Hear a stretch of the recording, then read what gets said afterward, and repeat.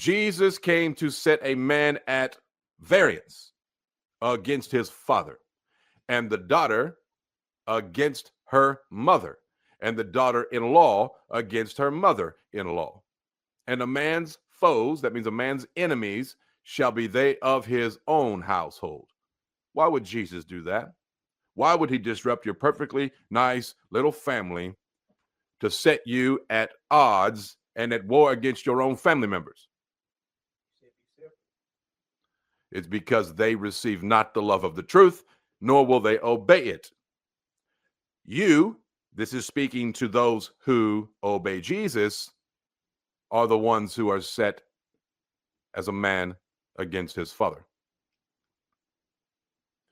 The man received the truth of Jesus, the truth, not fake man-made church, no, the truth. And now he is at variance against his father because his father doesn't like it.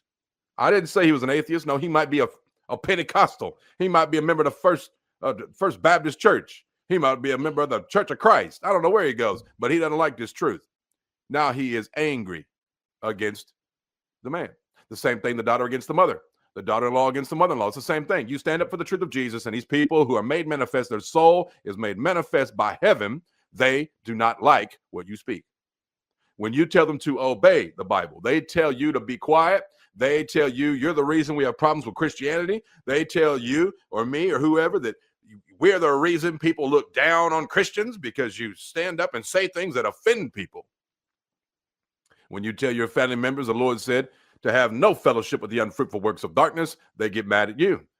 This generation here gets so mad that they'll even turn around and get you set up to be put before some type of counselor, some psychologist, and throw you in a mental home for a psychological evaluation because, well, they use it as a weapon to shut you up.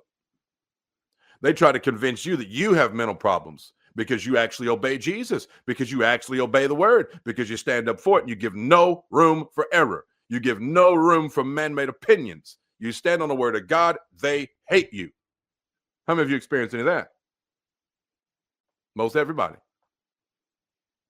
In some way, shape, or form. This is the true Jesus. He didn't come to bring peace. Either you're going to stand on the Bible or you're not. And if you won't, you're going to lay down. You're going to lay down for the devil. You're going to lay down for fake church. You're going to lay down for them fables. Let's look at these fables again. For the time will come when they will not endure sound doctrine, but after their own lust they shall heap to themselves teachers having itching ears, and they shall turn away their ears from the truth and shall be turned unto fables. You laid down for the devil and you got turned over to it.